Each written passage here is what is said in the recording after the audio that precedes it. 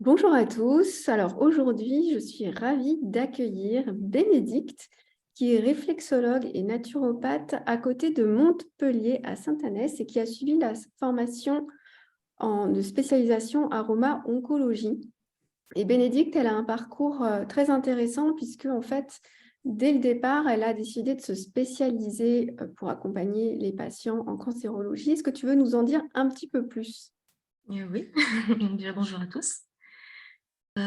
Donc à la base, j'étais en formation de naturopathie, avec ADNR. Donc j'étais en fin de formation et je devais commencer mon mémoire et j'avais ce désir justement de me spécialiser dans l'accompagnement des traitements oncologiques et donc du coup, je cherchais tout ce qui me permettait d'avoir des informations supplémentaires dans tous les outils naturopathiques que j'avais, appris et je suis tombée sur ta formation en aromathérapie et je me suis dit: «Bon, ça, c'est pour moi», tout simplement. Donc voilà, j'avais besoin de, on va dire,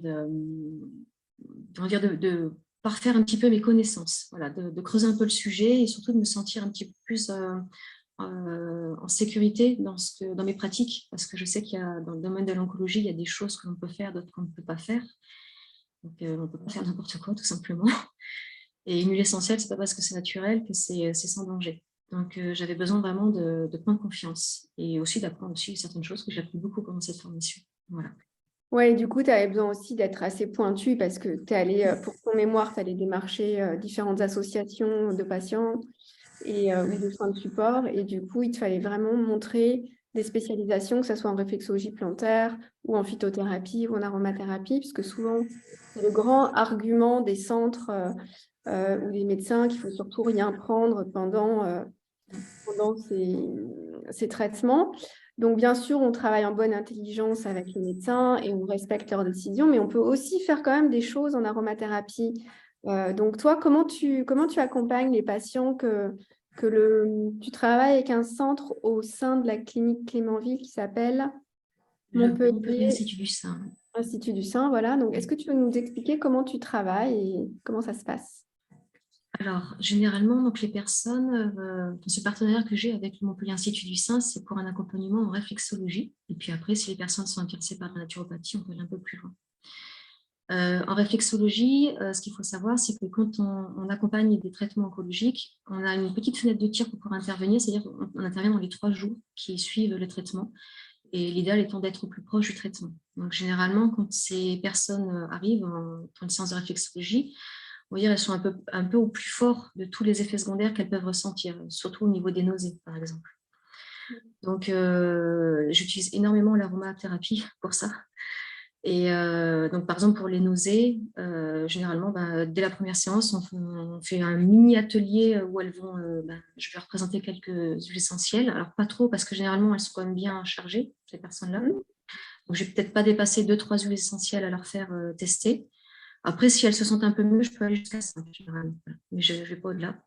Et c'est elles qui vont définir l'huile essentielle qui va le plus les apaiser, on va dire, au niveau des nausées.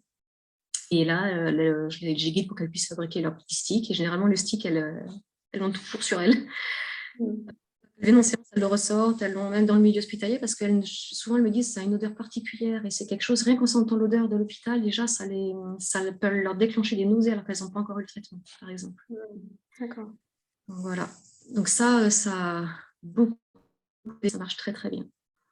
Et est-ce que tu as des demandes du coup plus au niveau émotionnel ou est-ce que tu notes un besoin par rapport à ça? Est-ce qu'il y a des choses particulières?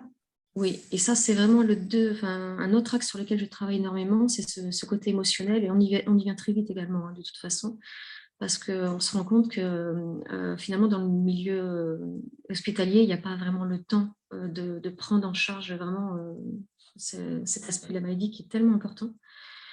Et il y a aussi peut-être aussi quelque chose d'important, c'est que des fois, ces personnes ont besoin aussi de sortir de ce domaine hospitalier pour pouvoir après arriver à se livrer, à déconnecter un petit peu tout ça et à se reconnecter un petit peu avec leurs émotions.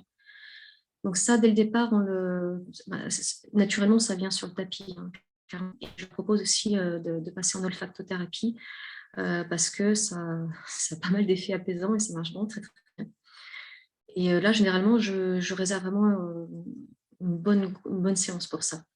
Déjà, pour qu'elles arrivent elles-mêmes à identifier les émotions qu'elles ressentent. Parce que quand on est en parcours oncologique, on passe par une multitude d'émotions. Et puis ça change même des fois, hein. Au fur et à mesure des accompagnements, ça peut changer. Mhm. Et donc déjà, le fait de l'identifier, et puis après, le fait de trouver l'huile essentielle qui va leur parler et qui va les apaiser. Voilà. Donc là, pareil, on fait un petit atelier. Et je passe aussi généralement sur un stick olfactif. Et comme ça, elles switchent de l'un à l'autre selon leurs besoins. Et là, ce qui est intéressant, c'est que ça vient vraiment en complément du suivi psychologique, parce qu'il y a des suivis qui sont proposés, mais souvent qui sont un peu espacés, qui sont tous les mois, et du coup, c'est un peu trop écarté. Enfin, la fréquence n'est pas assez proche finalement pour certaines personnes. Il y a cette notion de fréquence, ça c'est évident. Et après, je pense que c'est très complémentaire. On ne fait pas du tout la même chose. Moi, je ne suis pas du tout psychologue, donc je ne saurais pas faire ce métier-là. Et comme les psychologues ne seront pas forcément utiliser l'aromathérapie. Donc pour moi, c'est très complémentaire. Les deux sont vraiment nécessaires. Et après, effectivement, ce qui revient le plus souvent, c'est toute notion d'anxiété et de peur. Ça, c'est une émotion numéro 1 que j'accompagne généralement. Il y a aussi le choc émotionnel quand on a la possibilité d'avoir les personnes en tout début de traitement ou en tout début de parcours, en tout cas, dès qu'elles viennent d'apprendre leur maladie. Là, on peut faire des très belles choses, vraiment. Et on arrive vraiment à désamorcer beaucoup de choses par la suite. Et ça, c'est important parce qu'on vient élaguer le travail. D'accord. Et est-ce que tu as d'autres demandes à part l'émotionnel sur Alors, pour moi, ça rentre aussi un peu dans l'émotionnel, c'est le problème de féminité, très souvent. Ça vient souvent parce que y a ce problème déjà sur certaines chimiothérapies de perte de cheveux. De toute façon, les personnes, quand elles se sentent très fatiguées, elles se sentent nauséeuses, elles se sentent vraiment pas bien, voilà, elles ont du mal à se retrouver. Et certaines me disent qu'elles se sentent comme pas dans leur corps, en fait, tout simplement. Elles se reconnaissent pas. Et souvent, il y a cette notion de féminité qui ressort bien souvent. Donc ça, moi, j'utilise beaucoup, par exemple, le fragonia, je sais que ça marche bien. Et c'est étonnant parce que pour moi, c'est une odeur qui est assez clivante. Mais généralement, les personnes qui ont cette demande sur la féminité, souvent, elles la choisissent. Donc, c'est pas pour rien, finalement. Je sais que la bergamote, elle marche bien aussi, ou la rose de Damas, ça marche bien aussi. Généralement, elles sont souvent choisies. Voilà. Donc ça, c'est vraiment une demande que j'ai de plus en plus, en tout cas. Et est-ce que tu as des demandes par rapport à la radiothérapie ou à des choses plus liées au traitement? Alors, on va dire que ce ne sont pas des demandes parce que les personnes ne savent pas forcément que ça peut exister, qu'on peut l'accompagner. Donc ça, c'est moi, quand on parle de leur parcours, de leur traitement, je vois ce qu'elles en sont et je leur dis que si vous allez faire de la radiothérapie, vous sachez qu'on peut accompagner ça avec des huiles essentielles notamment, ou des hydrolats, parce que la lavande aussi, un spray après la séance de radiothérapie, ça calme énormément. Et donc, du coup, je leur propose, elles sont très intéressées. Et par contre, là, il y a quand même tout un chemin d'éducation à faire aussi parce que, alors, soit il y a des personnes qui adhèrent complètement, mais elles seraient capables de se mettre des huiles essentielles matin, midi et soir, alors surtout pas. Donc, bien leur dire attention, vous n'en mettez pas avant, vous en mettez après, à quelle fréquence, quelle quantité, pas n'importe laquelle non plus. Par exemple, pour des cancers hormonodépendants, je ne prendrais pas du niaouli, je prends plutôt du titri. Voilà. Donc ça, tout ça, je leur explique. Parce que souvent, quand ça m'arrive au tout début, où une personne, je commençais à lui parler des huiles essentielles et je lui avais dit, quand vous arriverez à la radiothérapie, on en reparle à ce moment-là. Sauf qu'entre-temps, bon, je ne l'ai pas forcément revue, elle a commencé sa radiothérapie, elle s'était informée sur Internet et elle avait commencé à faire n'importe quoi. Donc là, je lui dis non, on arrête tout de suite, il faut qu'on en parle vraiment parce que il faut le faire de façon sécuritaire, il faut qu'on en parle, il faut vraiment aller voir quelqu'un qui est formé à ça. Toi, tu sais bien les dosages, les fréquences, à quel moment on peut proposer les huiles parce qu'on ne propose pas forcément des huiles pendant la radiothérapie. Et il faut bien sûr travailler aussi en bonne intelligence avec le radiothérapeute et les médecins. Comment tu gères peut-être les grosses contre-indications qui sont données des fois dès le début aux patients sur la phytothérapie, la gémothérapie, l'aromathérapie, les compléments alimentaires? Des fois, il y a des posters entiers en disant attention, ne prenez rien, surtout sauf l'alimentation, mais à part ça, et encore l'alimentation, pas tout. Faites attention. Comment tu gères ça, toi, par rapport aux patients, aux médecins Alors déjà, je vais déjà vérifier la contre-indication. Quand il y a un élément que je ne connais pas, je vérifie toujours. Mais bon, maintenant, je commence à bien les connaître. Donc, il y a des choses qui reviennent parce qu'en fait, tous ces posters, ces documents, ils circulent. Hein, donc, Ces choses-là, je commence à y être habituée. Donc, je sais ce qu'il faut vraiment éviter, je sais ce qu'il faut, ce qui est sécuritaire. Et donc, dans ce cas-là, c'est toujours la même chose, c'est de l'information. Donc, moi, je m'appuie beaucoup sur les études qui sont parues. Donc, je fais beaucoup de veille aussi parce que, voilà, en fait, il ne faut jamais s'arrêter de s'informer. C'est pour ça qu'il ne faut jamais non plus s'arrêter de se former. Et donc, j'ai ce discours avec les personnes que je reçois.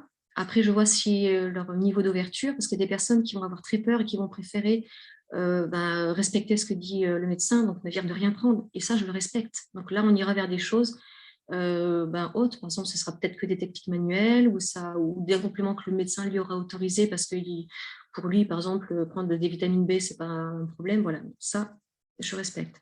Après, j'ai beaucoup de personnes qui sont très intéressées et qui sont plus ouvertes, qui vont après pouvoir discuter avec leur médecin. C'est-à-dire que moi, les informations que je leur ai données, elles vont le retranscrire à leur médecin.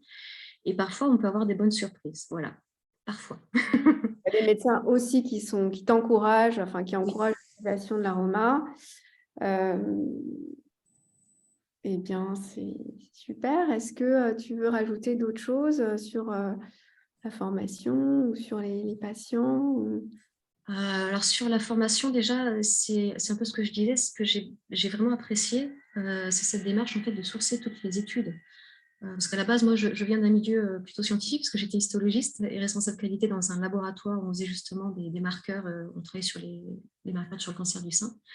Et j'ai un peu cette formation-là, et c'est important pour moi d'avoir justement ces supports et puis de voir tout ça évoluer, en fait, de pouvoir regrouper les informations. Voilà, parce que des fois, une étude, c'est bien, mais bon, c'est toujours mieux d'en avoir un peu plus pour regrouper les infos. Et c'est vraiment ce que j'avais apprécié dans la formation, c'est de pouvoir retrouver toutes ces sources-là et de pouvoir creuser un peu plus. Voilà. Et après, c'est plus facile pour pouvoir l'expliquer, alors soit aux consultants, en le vulgarisant, bien évidemment, ou alors quand on a besoin de donner des informations aux professionnels, pour leur montrer qu'on sait un peu ce qu'on fait et pour leur donner confiance surtout. Voilà. Ouais, et puis pour être pas faire n'importe quoi pour les patients et être crédible. Donc ça va moi vraiment dans le sens de la professionnalisation de l'utilisation de l'aromathérapie. En tout cas, je te remercie beaucoup, Bénédicte, pour ton travail. Tu fais vraiment un super joli travail. Merci. Si vous avez besoin d'un accompagnement personnalisé ou quelqu'un de votre entourage, quelqu'un que vous connaissez, donc Bénédicte, elle est vers Montpellier, elle reçoit dans son cabinet.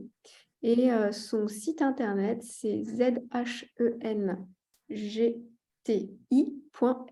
donc www. Merci beaucoup. Avec plaisir. À Merci. bientôt. Au revoir.